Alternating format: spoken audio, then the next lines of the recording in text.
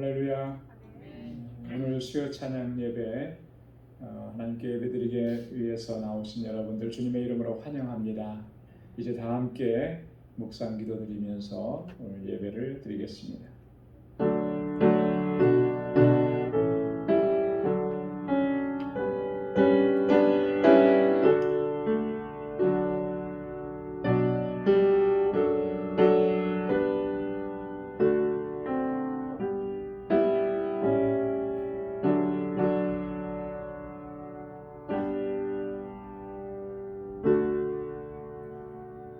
여호와여, 주는 나의 방패시요 나의 영광이시요 나의 머리를 드시는 자니이다.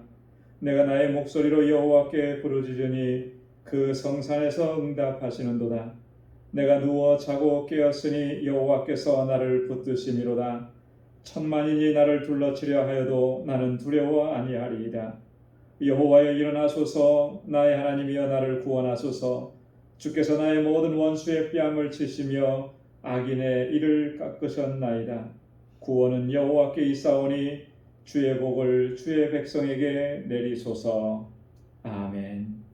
사랑과 은혜가 충만하신 여호와 하나님 아버지, 저희들을 지극한 사랑과 크신 은혜로 늘 지켜주시고 보호해 주시며 주님의 은혜 가운데 살아갈 수 있도록 인도해 주시니 하나님 감사합니다.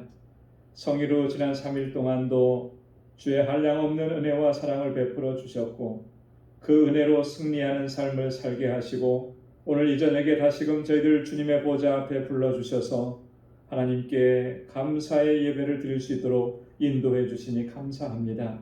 오 하나님 아버지, 이 시간 온 마음과 힘과 정성과 뜻을 다하여서 주님을 찬양하고 아버지께 예배하는 저희들 되게 하여 주옵소서. 우리 안에 더럽고 추하고 악한 것들 주님 앞에 고백하오니 주의 보혈로 깨끗하게 씻어 주옵소서. 다시 거룩하게 하시고 하나님 받으시기에 합당한 예배, 하나님 받으시기에 합당한 찬양만 주님께 올려드릴 수 있도록 도와주옵소서. 우리의 예배를 받아주시고 하나님의 예비하신 은혜와 평강으로 덧입혀 주옵소서. 이 예수님의 이름으로 기원하옵나이다. 아멘.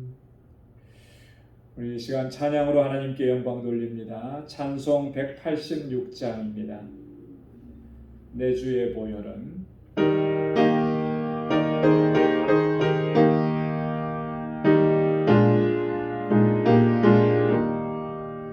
내 주의 보혈은 정하고 정하다.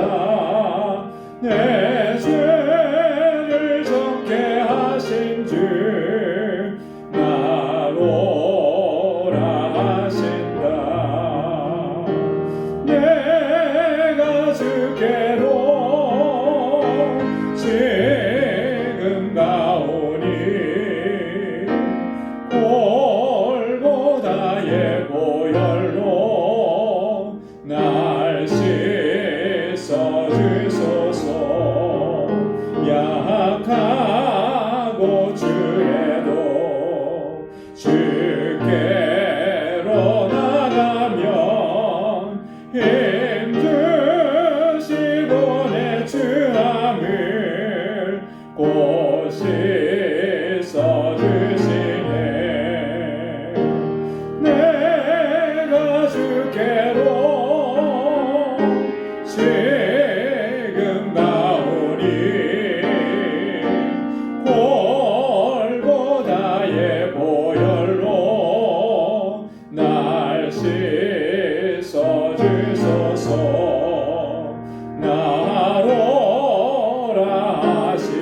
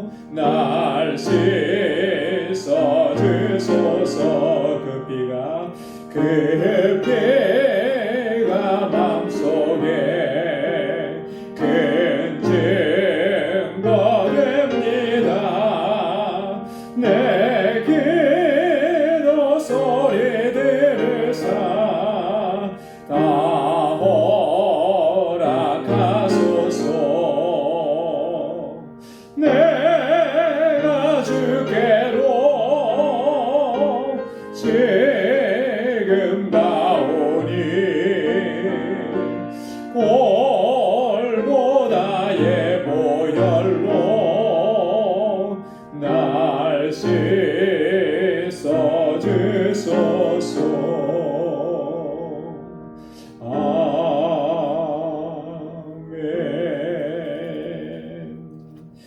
아멘.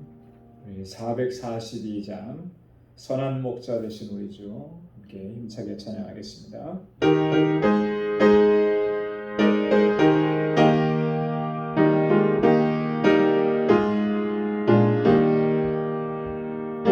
선한 목자 되신 우리 주 항상 인도하시고 밤초동산 좋은 곳에서 우리 먹여주소서. 선한 목자 구세주여 항상 인도하소서. 선한 목자 구세주여 항상 인도하소서.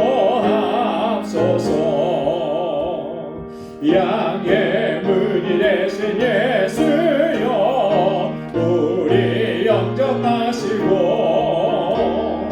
길을 잃은 양의 무리를 항상 인도하소서. 선한 목자 구세주여 기도 들어주소서. 선한 목자 구세주여 기도 들어주소서. 박수하면서 하겠습니다. 금이 많고 약한 우리도 용납하여 주시고 주의 넓고 크신 은혜로 자유 얻게 하소서.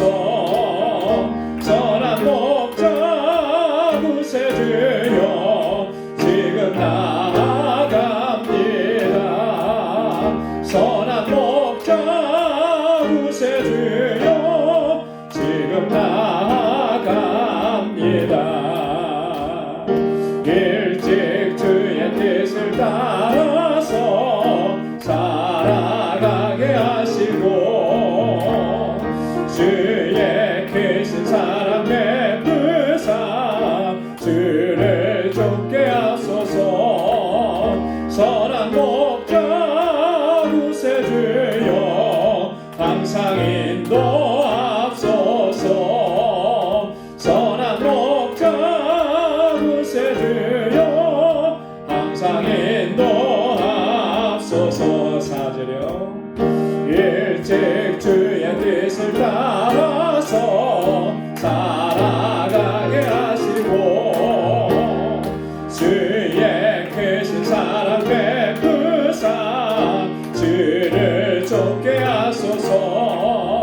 선한 목자 구세주여 항상 인도하소서. 선한 목자 구세주여 항상 인도하소서.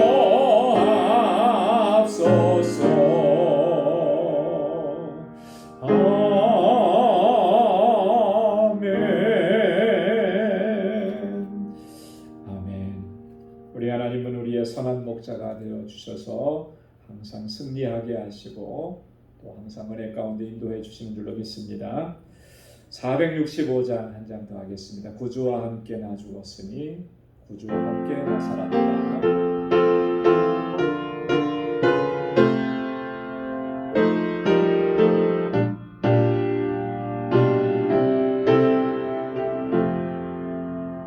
구주와 함께 나 죽었으니 구주와 함께 나 살았도다. 영광의 기약이 이르도록 언제나 주만 알아봅니다.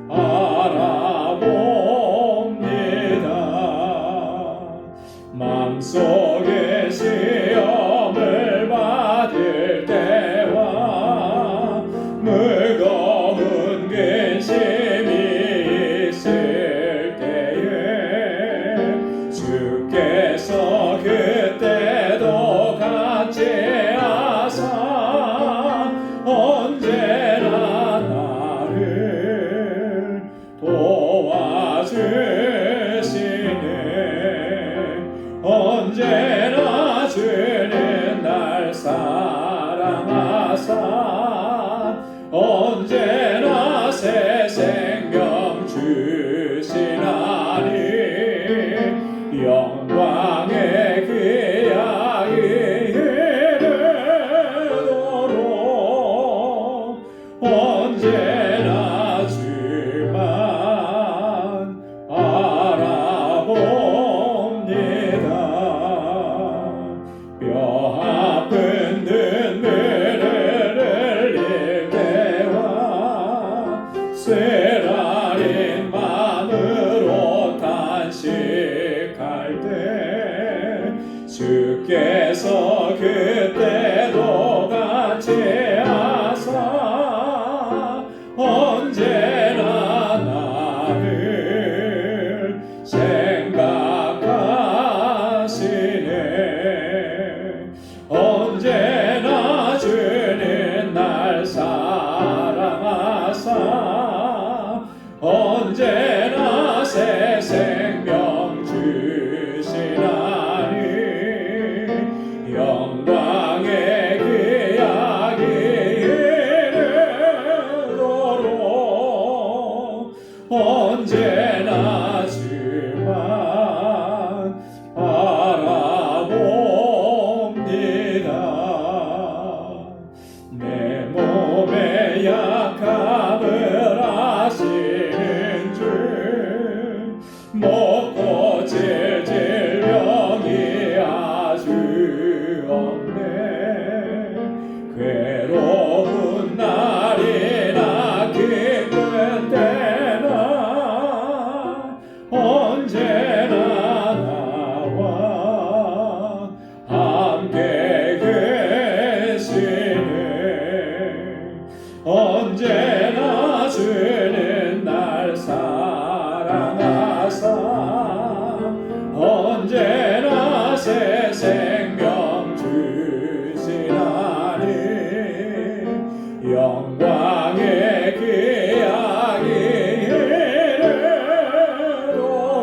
이르도록 언제나 주만 바라봅니다.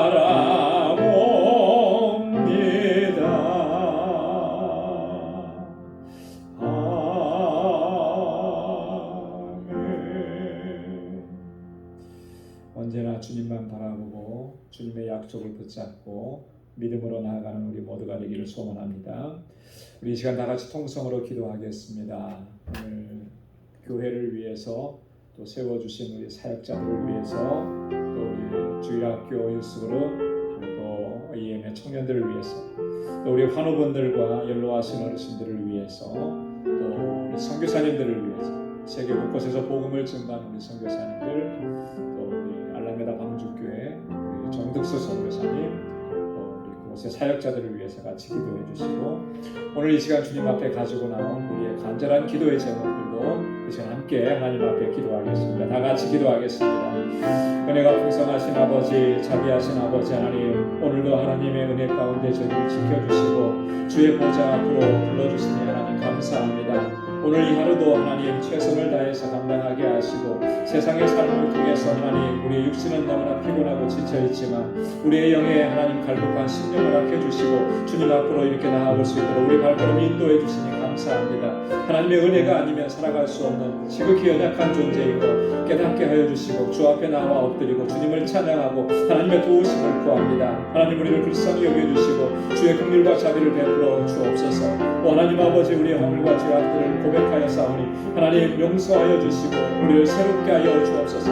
내 안에 정직한 영을 새롭게 하여 주셔서 하나님 구원의 기쁨과 감격 속에서 날마다 하나님을 찬양하고 주의 이름을 높이고 아버지 빛대신 자녀답게 살아갈 수 있도록 인도하여 주시옵소서. 하나님 아버지 이 시간 주님 앞에 간절히 마음을 같이 하여서 기도합니다. 하나님께서 세워주신 우리 방주제단 21년 전에 이곳에 세우시고 하나님 귀한 역사 이루시고 놀라우신 역사 이루시며 여기까지 인도해 주시니 감사합니다. 믿음의 역사 사랑해 주시고 소망의 인내로 소문난 교회가 되게 하시고 구원의 방주로서의 사명을 잘 감당하게 하여 주옵소서. 특별히 아버지 하나님 세워주신 기름 부어 세워주신 주의 종들에게 능력과 권능과 권세로 함께 하여 주시고 정말 아버지 아버지 저희가 헌신하고 충성하고 눈물을 흘려 수고하는 그 모든 것들 하나님 기억해 주시고 이 재단이 정말 아름답게 세워져 가게 하옵소서. 우리 광주의 모든 믿음의 권속들 한 사람 한 사람 주께서 능력의 장중에 붙들어 주시고 믿음으로 살아가 승리하게 하시고 주님의 나라 이룰 때까지 아버지 하나님 주의 영광을 위해 살아가는 주의 종들 주의 백성 되게 하여 주시옵소서. 우리 사랑하는 성도들의 가정의 평강과 또 아버지 저희가 하는 모든 일들에 주님의 형통함을 허락하여 주셔서 복의 근원된 삶을 살아가게 부족함 없게 하시고 우리 믿음의 기업들을 든든하게 지켜주셔서 하나님께 온전히 영광 돌리는 기업이 되게 하여 주시옵소서. 이곳에서 자라나는 어린 심령들 사랑하는 학생들 청년들 주님께서 붙잡아 주시고 저들 정말 다니엘과 같은 하나님 앞에 귀하게 쓰임받는 믿음의 일꾼 되게 하시고 아버지 하나님 솔로몬에게 주셨던 그 지혜를 저희들에게 허락하여 주옵시고 요셉과 같이 하나님이 혼탁한 세상 가운데에서 순결한 믿음을 지켜나가는 하나님의 귀한 자녀들이 되게 하여 주시옵소서. 아버지 하나님 세계 곳곳에서 주의 복음을 증거하는 주의 종들에게 은혜와 능력과 권능으로 함께하여 주시고 정말 복음을 전하는 그곳에 하나님의 놀라우신 생명의 역사가 있게 하시며 이 어렵고 고난 가운데 있는 환난의 때에 하나님 아버지 저희의 필요한 모든 것들을 채워 주옵소서. 우리 아버지 알라메다 방주교회 주님 세우셔서 귀한 역사 이루어 주시고 아버지는 그곳의 사역자들을 든든하게 붙잡아 주시고 아버지는 그 지역의 영혼 구원을 위해서 귀하게 쓰임받는 아버지 귀한 복된 재단 되게 하시며 우리 정국수 선교사님 강건하게 붙잡아 주시옵소서. 아버지 하나님 육신적으로 연약한 주님의 자녀들 주님 치료하여 주시고 온전하게 회복시켜 주옵소서. 마음에 무거운 짐이 있고 우리의 인생에 질고가 있고 여러가지 어려운 형편과 사정 속에 있습니다. 주님 저들을 붙잡아 주시고 주의 능력으로 함께 하시고 아버지 은혜를 베풀어 주시옵소서. 오 하나님 아버지 우리 사랑하는 성도들 이 시간 주님 앞에 간절한 기도의 제목을 가지고 나와서 부르짖고 간구합니다. 사랑하는 주의 종들의 그 눈물의 부르짖음을 기억해 주시고 주님 앞에 갈망하고 간구하는 그 기도의 제목마다 하나님의 귀하신 역사를 허락하여 주시옵소서. 하나님 아버지 이 시간도 주님의 말씀 듣기를 원하오니 하나님 우리의 마음밭이 정말 옥토와 같게 하여 주셔서 하나님의 말씀이 우리의 심령 가운데 떨어져 하나님 그 말씀이 100배의 결실을 맺는 놀라운 은혜의 시간 되게 하여 주시옵소서. 하나님 함께 하시고 주님 말씀하여 주옵소서. 저희들이 듣겠습니다. 귀한 역사 이루어 주옵소서. 모든 감사와 찬양과 영광 아버지 앞에 올려드립니다. 예수님의 이름으로 간절히 기도드리옵나이다. 아멘. 아멘. 우리의 기도에 하나님 선하신 응답을 허락해 주실 줄로 믿습니다. 오늘 함께 묵상할 하나님의 말씀 우리 사도행전 9장 32절에서 43절까지 말씀입니다.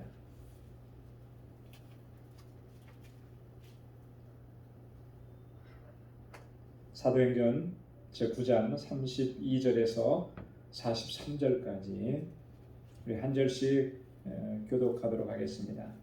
32절부터 봅니다. 때에 베드로가 사방으로 두루 행하다가 룻다에 사는 성도들에게도 내려갔더니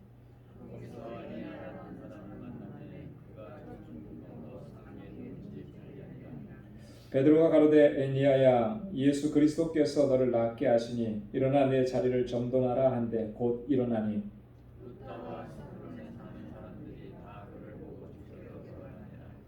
요바에 다비다라 하는 여제자가 있으니 그 이름을 번역하면 도르가라 선행과 구제하는 일이 심히 많더니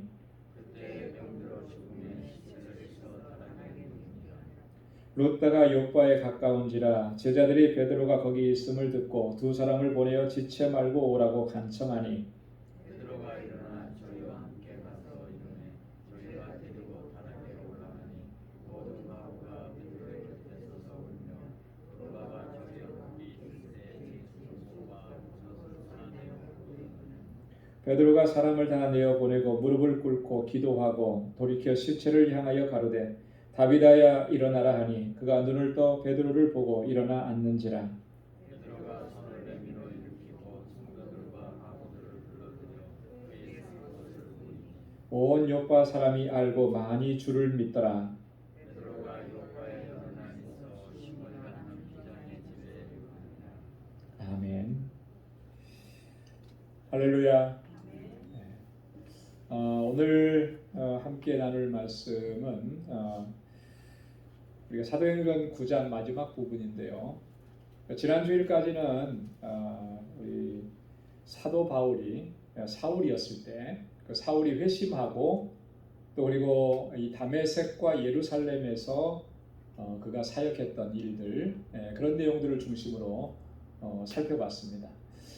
사울은 그 회심하자마자 예수 그리스도의 복음을 증거했죠. 예수가 그리스도이심을, 하나님의 아들이심을 전했습니다. 그런데 사울이 복음을 전할 때마다 항상 따라오는 게 뭐였냐면 핍박과 박해였다라고 하는 거죠. 그래서 사울을 죽이려고 해요. 다메섹에서 이 예수를 증거할 때도 사울을 죽이려고 했고, 예루살렘에 올라가서 증거할 때도 마찬가지로 사울을 죽이려고 했고, 그래서 사울은 복음을 증거하면서 이 죽음의 고비를 수없이 많이 넘겼습니다. 사울의 사역이 잠시 여기서 이제 끝나고, 오늘 본문에는 이제 그 중심이 이제 베드로로 옮겨져 갑니다. 그래서 베드로가 사역하는 내용들을 자세하게 기록하고 있습니다. 그래서 이 9장에서부터 대략적으로 12장까지는 베드로가 중심 인물이에요. 그래서 베드로를 중심으로 해서 어떠한 복음 증거의 역사들이 일어났는지, 또 어떤 기적과 어떤 놀라운 이적들이 있었는지, 또 어떤 또 갈등이 있었는지, 논쟁이 있었는지, 이런 것들이 이제 12장까지 쭉 이제 이어지게 됩니다. 그 중에 첫 번째가 오늘 본문인데요.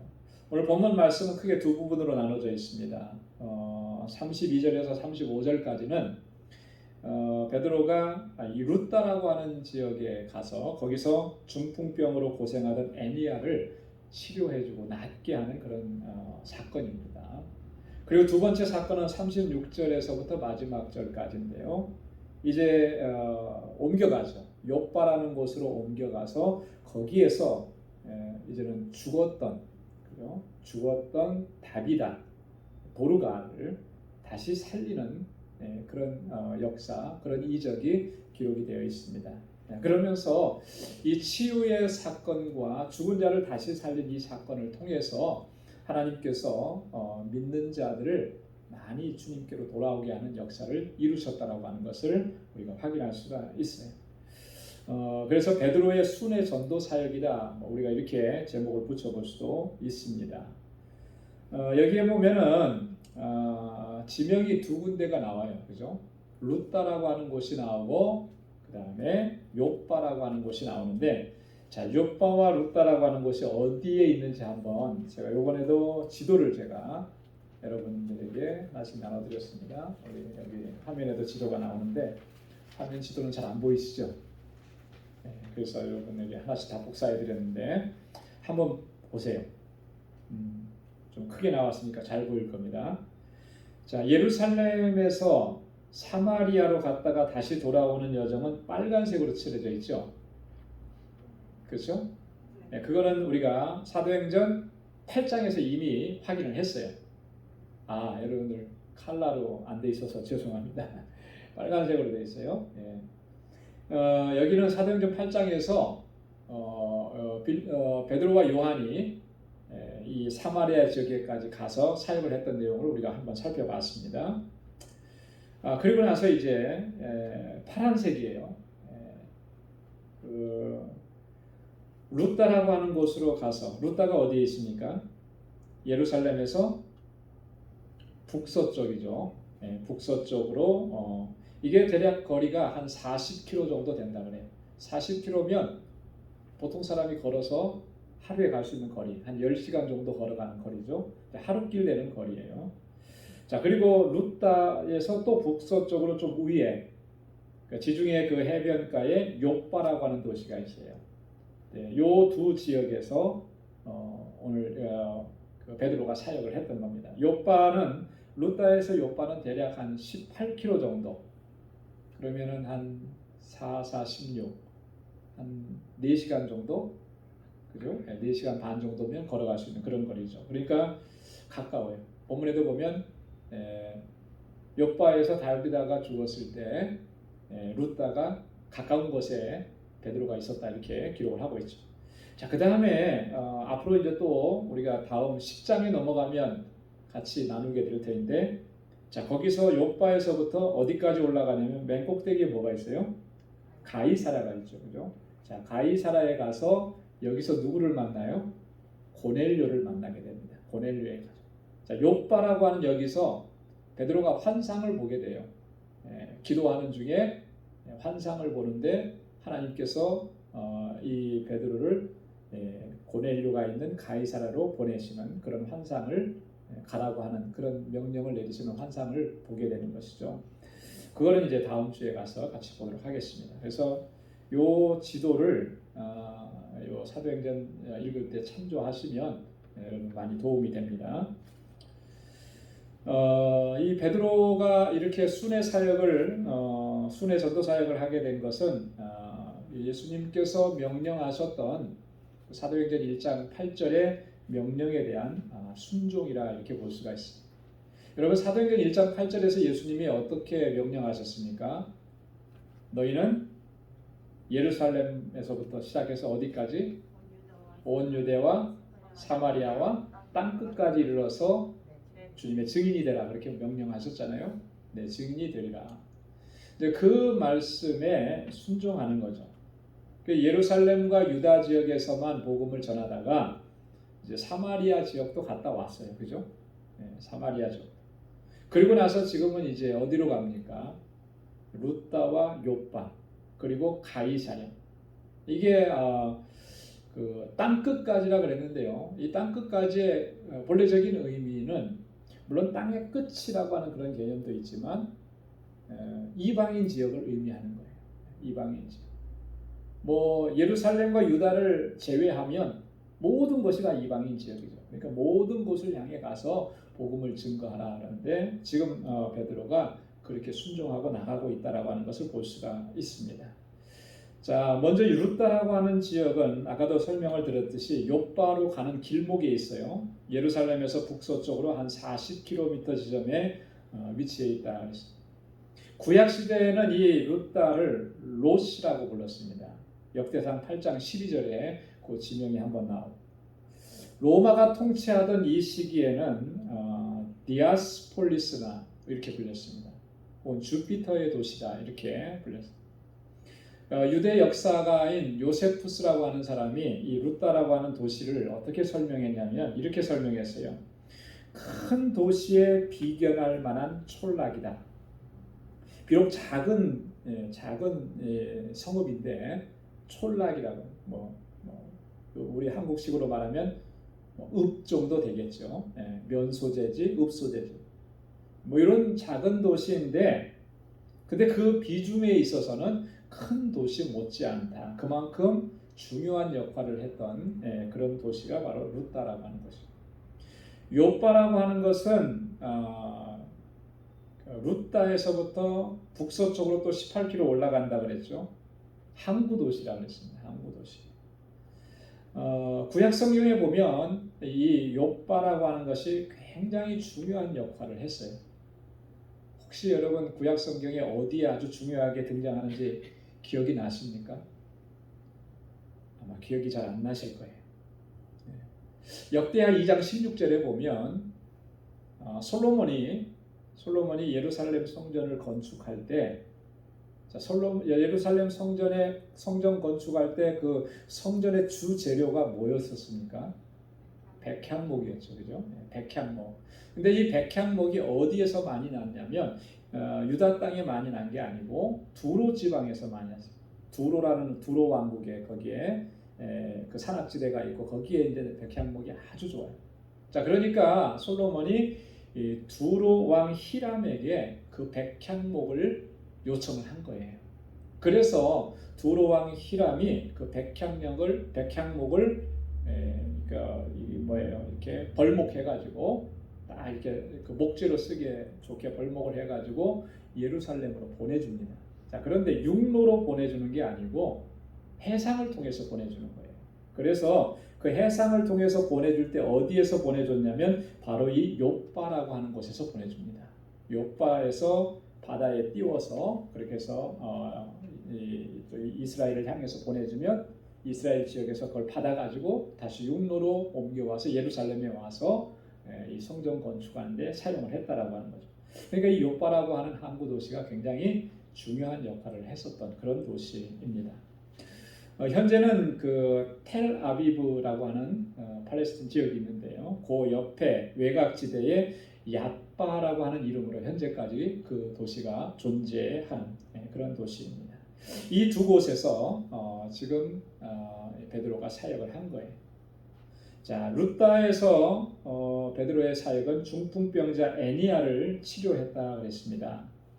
애니아라고 하는 사람은 헬라파 유대인이었고 그 이름의 뜻은 찬양한다, 칭찬받는 자 이런 의미가 있습니다. 애니아가 중풍병에 걸려서 몇 년 동안 고생했다 그랬나요? 8년 동안 고생했다 그랬죠. 지금도 그렇지만 중풍병이라고 하는 것은요, 이 불치의 병으로 여겨졌던 거예요. 불치의 병으로. 그러니까 사실 애니아는 어떤 방법을 써도 사실 고칠 수가 없는 그런 중한 이런 어떤 질병으로 고생을 하던 그런 사람이었죠. 자, 근데 이 애니아를 향해서 베드로가 이 글을 일으켜 세울 때 여러분 34절 말씀에 보면 이 베드로가 한 이 말이 굉장히 중요한 의미를 가져요. 자, 뭐라고 얘기했냐면 애니아야 예수 그리스도께서 너를 낫게 하시니 일어나 내 자리를 정돈하라 이렇게. 누가 낫게 하신다는 거예요? 예수 그리스도께서. 예수 그리스도께서 낫게 하시니 일어나 내 자리를 정돈하라. 지금 베드로는요, 그 예수님께서 약속하신 그 말씀에 근거해서 믿음으로 선포하고 믿음으로 치유하고 믿음으로 행하고 있다라고 하는 거예요. 자기의 어떤 능력이나 자기 생각이나 뭐 자기가 어떤 의술을 뭐 많이 익혀서 그것으로 고치는 것이 아니고 전적으로 예수님께서 약속하셨던 그 말씀을 붙잡고 그렇게 선포하는 것이죠. 예수님께서 어떤 약속을 해주셨습니까? 마가복음 16장 17절 18절 말씀에 보면 예수님께서 이렇게 약속을 해주셨습니다. 그러면 본문 기록해놨죠? 같이 한번 읽어볼까요? 다 같이요. 시작.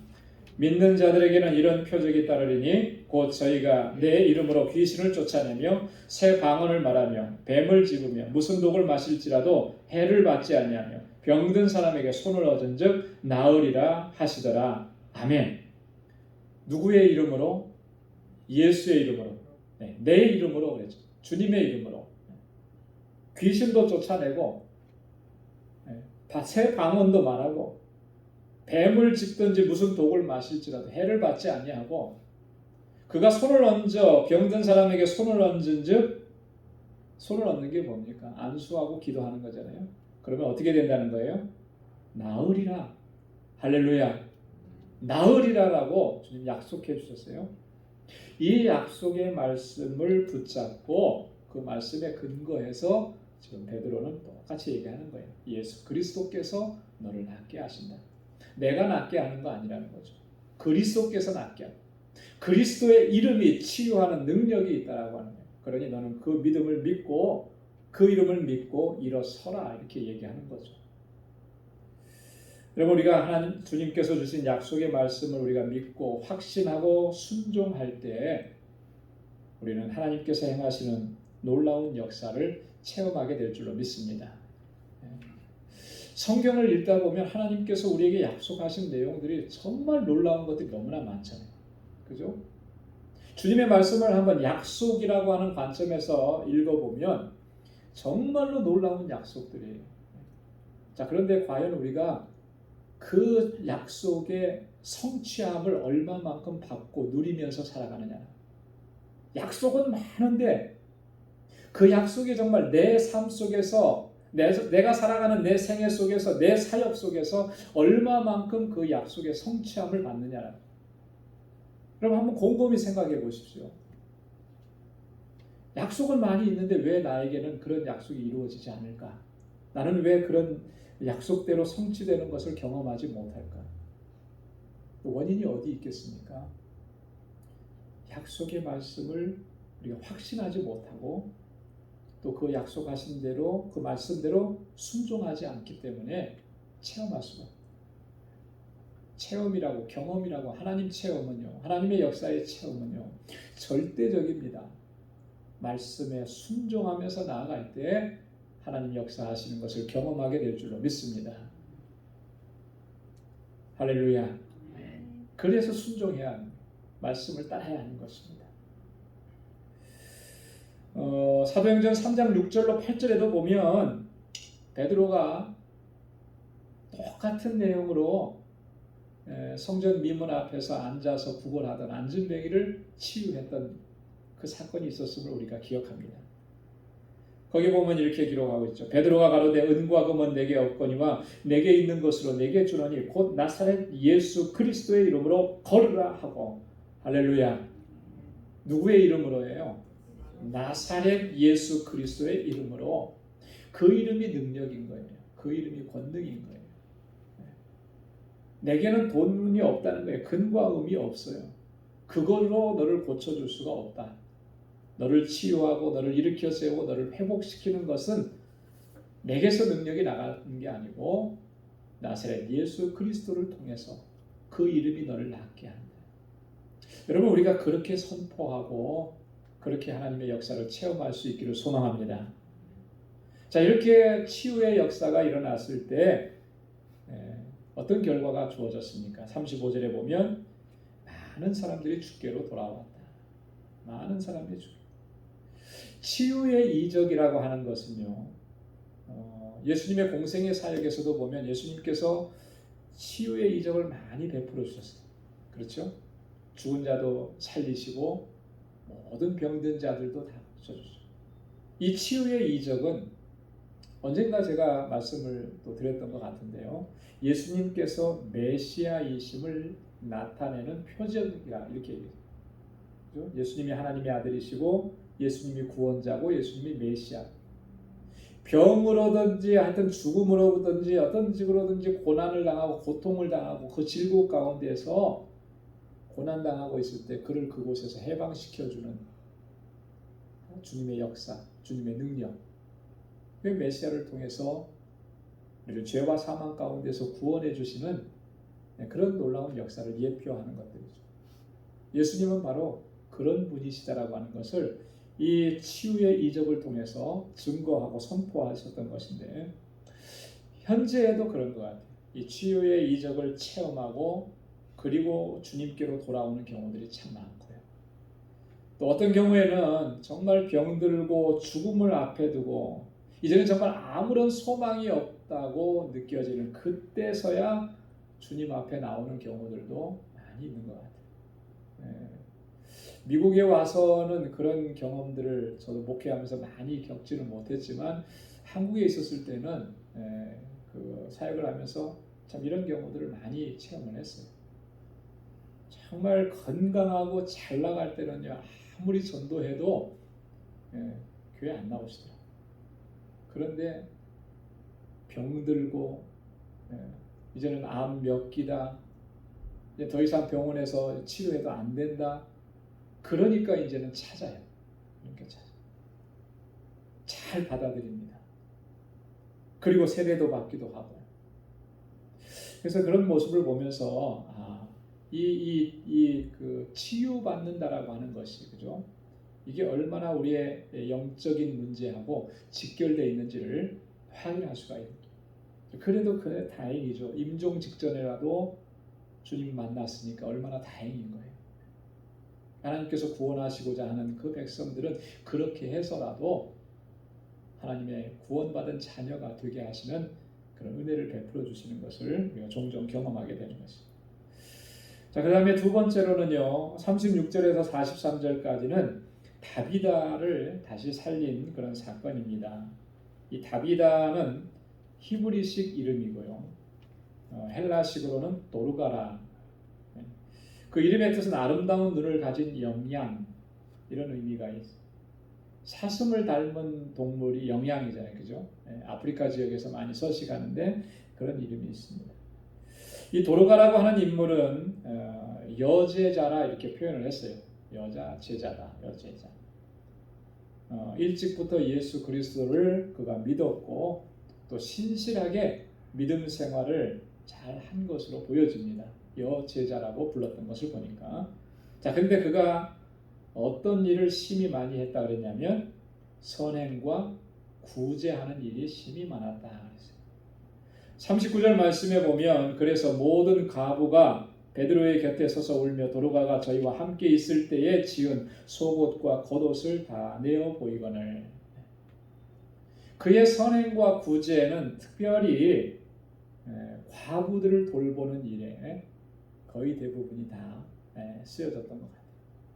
그리고 직접 옷을 지어서, 이 옷이라고 하는 것이 필수적인 거 아니겠어요, 그죠? 정말 궁핍하고 가난한 사람들에게는 이 옷 한 벌을 해 입는 것도 너무나 힘들고 힘겨운 일이잖아요. 도로가는 그런 사정을 알기 때문에 그들에게 직접 다 지어서 또 이렇게 옷을 해 입히고 그렇게 했던 사람.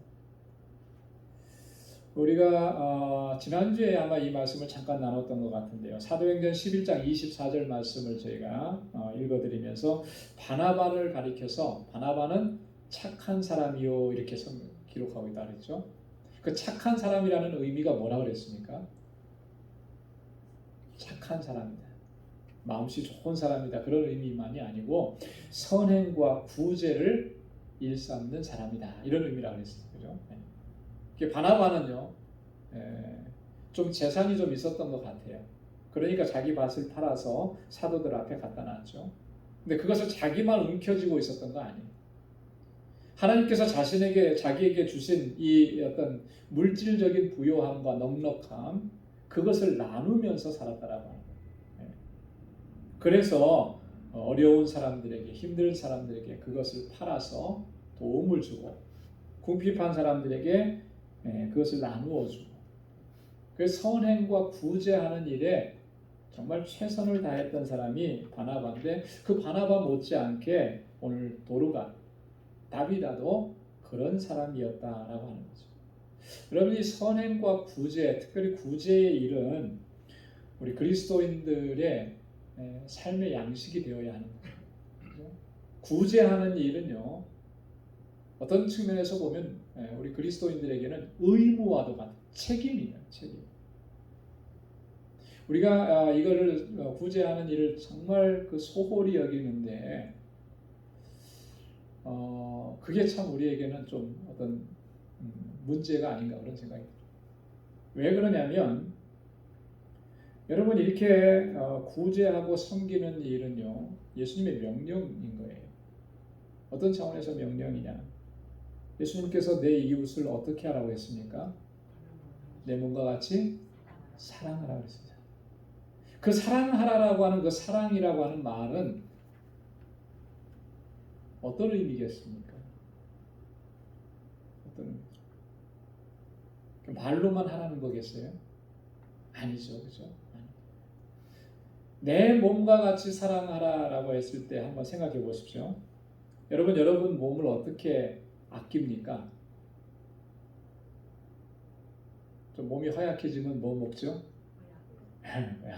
보약 열심히 드시나 보다. 보약 딱 나오네. 자, 체력이 좀 딸리고 그렇다 그러면 어디 가요? 운동하러 가고, 그죠? 짐에도 가고. 내 몸을 위해서 이렇게 저렇게 투자를 많이 하죠. 연세가 드셔가면서 음식으로는 보충할 수 없는 그런 영양소, 약으로 많이 보충하잖아요. 저도 요즘에 보니까 이거 먹어라 저거 먹어라 해가지고요, 비타민 먹어야 된다, 뭐 먹어야 된다, 자꾸 이게 하나씩 늘어나는 것 같더라고요. 우리 몸을 위해서 참 우리 그렇게 투자 많이 해요, 그죠? 내 몸을 그만큼 사랑하니까. 자, 그렇다면 내 몸과 같이 내 이웃을 사랑하라고 하는 것은 어떤 의미겠습니까? 똑같은 거예요, 그죠? 내가 내게 하듯이 이웃의 궁핍함과 이웃의 그런 어렵고 힘든 모습을 보면 그렇게 해야 된다라고 하는 거예요. 그게 주님의 명령인 거예요. 자, 그래서 이 예수님의 명령을 잘 받아서 사도 요한과 야고보는요, 아주 좀 더 구체적으로 얘기를 했습니다. 우리가 잘 못 알아들을까 봐. 요한 1서 3장 17절로 18절 말씀 한번 같이 읽어볼까요? 시작.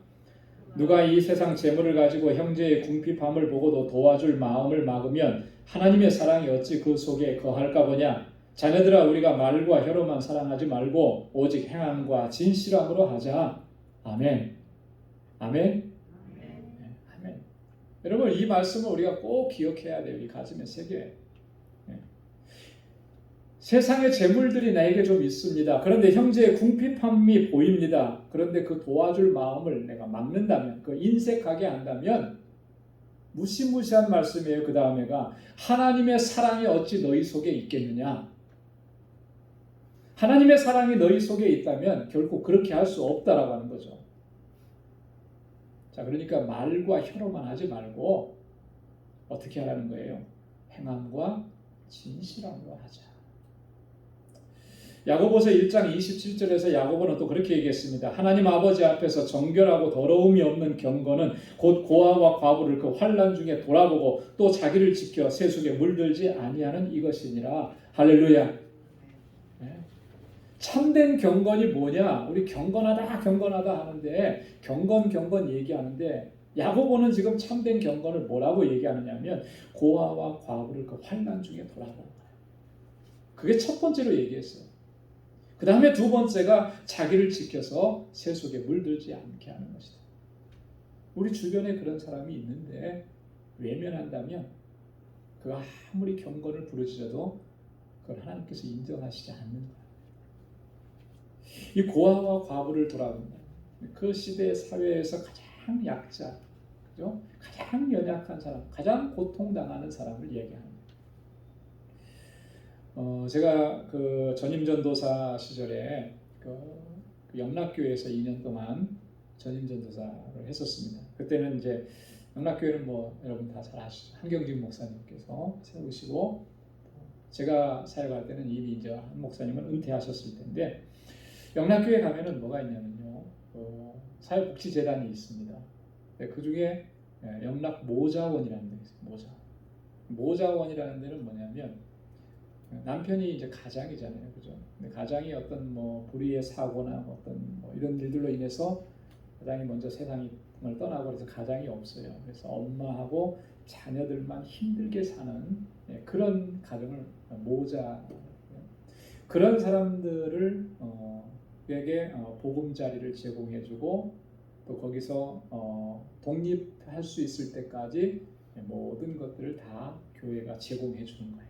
그런 시설을 세웠습니다. 그 모자원. 그런데 이 모자원을 언제부터 시작했나 봤더니요. 그 역사를 보니까 한경진 목사님이 신의주에서 신의주 제2 교회가 있어요. 거기에 이제 심호하실 때 그게 이제 1937년도인데 그때부터 시작을 하신 거예요. 그때부터. 한 목사님 마음에는 항상 그게 있었던 거죠. 그렇죠? 교회가 해야 될 사명 중에 뭐 선교도 좋고 전도도 좋고 다 좋은데 이 구제의 사역, 특별히 가장 힘들고 어렵고 고난당하는 이들을 돌보는 사역을 정말 중요하게 여겼다라고 하는 거예요. 그래서 그 사역을 시작합니다. 그리고 나서 이제 영락 보리론이라고 있습니다. 보리론. 이제 여기 이제 고아된 사람들을 이제 거기서 돌봐주는 보리. 또 영락 경로원이 또 있어요. 그렇게 해서 이런 어떤 사회복지재단을 만들어서 지금도 계속해서 그 사역을 귀한 돈이 되는 정말 우리는 주님의 말씀이 뭔지 주님께서 우리에게 명령하신 것이 무엇인지를 항상 기억하고 또 하나님 주님의 명령대로 우리가 정말 최선을 다해서 순종하기로 결단하고 또 그렇게 힘쓰면서 하나님의 뜻을 이루어가야 할 줄로 믿습니다. 우리 다비다를 베드로가 살리는데요. 그를 다시 살리는 모습을 보면 예수님께서 하셨던 모습하고 똑같이 닮았어요. 그렇죠? 역시 그래서 베드로를 예수님의 수제자라 이렇게 얘기하는 것 같아요.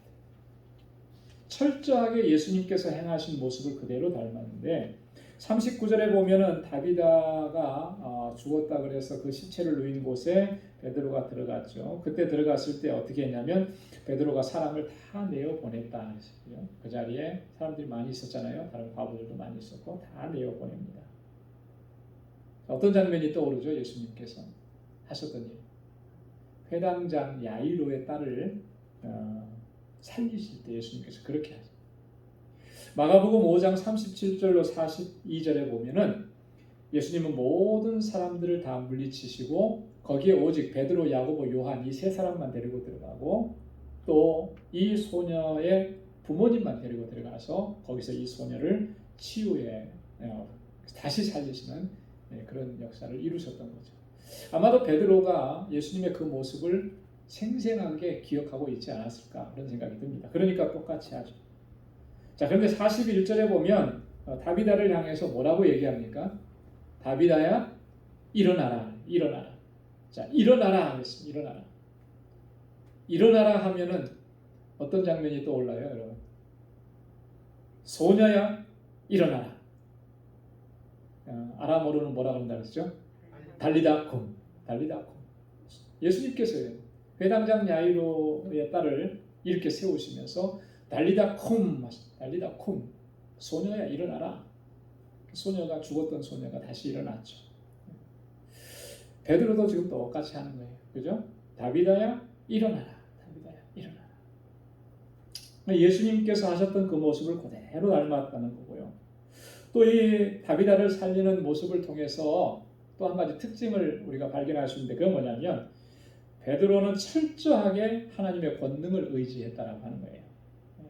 39절에 보면 무릎을 꿇고 그가 기도했습니다. 무릎을 꿇고 기도. 여러분 아무리 위대한 사역자라 할지라도요 하나님 앞에 엎드려서 기도하지 않으면 어떠한 능력도 행할 수가 없는 거예요. 우리가 주님의 일을 감당할 때 주님 앞에 엎드려서 기도하는 거 너무나 중요한 거예요. 능력은 내 손에서 나오는 것이 아니고 주님께로부터 나옵니다.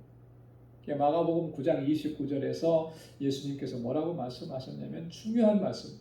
기도 외에는 다른 것으로는 이런 유가 나갈 수 없느니라. 기도 외에는 이게 무슨 사건이 있은 후냐면 변화산 사건 후에 산에서 내려오셨을 때 벙어리 귀신 들린 소년을 치유하는데 제자들이 못하고 있거든요. 아무리 해도 이 벙어리 귀신이 나가질 않는 거예요. 그때 예수님께서 한 말씀 하시고 그를 치유해내셨다. 제자들이 의아했죠. 어떻게 그렇게 될 수가 있습니까? 그때 주님이 하신 말씀이에요.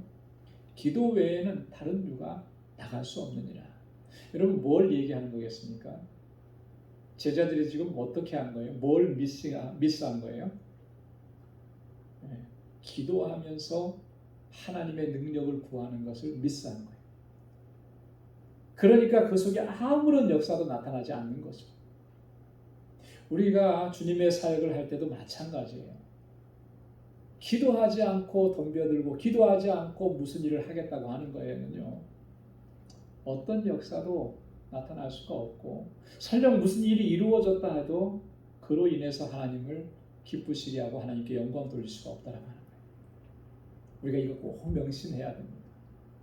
그래서 우리가 일평생 주님의 사역을 감당하면서 항상 주님 앞에 엎드리고 주님의 도우심을 구하고 주의 능력을 구하고 내 능력이 아니고 내 경험이 아니고 주님의 주시는 능력으로 주님께서 이루시는 역사를 체험하는 그런 귀하고 복된 삶과 사역이 될 수 있기를 주님의 이름으로 축원합니다. 오늘 여기까지 하도록 하겠습니다. 우리 다 같이 기도하겠습니다. 하나님 아버지 감사합니다. 오늘도 하나님 주님의 귀한 말씀을 통해서 우리에게 들려주시는 주님의 음성, 하나님의 뜻을 깨닫게 해주셔서 감사합니다. 하나님께서 베드로를 통해서 귀한 역사 이루시고 그 이적과 놀라운 일들을 통해서 수많은 영혼들이 주님께로 돌아오게 하셨는데 하나님 베드로가 이렇게 귀하게 쓰임받았던 것처럼 저희들도 하나님 앞에 귀하게 쓰임받는 주의 종들이 다 되게 하여 주옵소서. 내 힘과 내 능력으로 행하려고 하지 않게 하시고 오직 주님 앞에 엎드리고 주님의 주시는 능력과 주님의 주시는 권능을 의지하여서 충성되게 주님의 사역을 잘 감당할 수 있는 우리 방주의 믿음의 권속들이 되게 하여 주옵소서.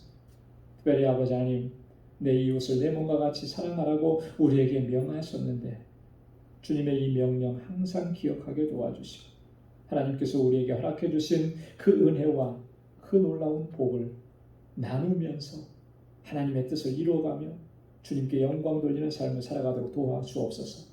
우리 광주의 모든 믿음의 권속들 한 사람 한 사람 주께서 능력의 장중에 붙들어 주시고 또한 저희 가정의 평강을 더해 주시고 저희 손으로 하는 모든 일에 하나님 형통한 복을 더하여 주시고 또한 우리 믿음의 기업들을 든든하게 지켜주셔서 하나님께 영광 돌리는 기업들이 다 되게 하여 주옵소서.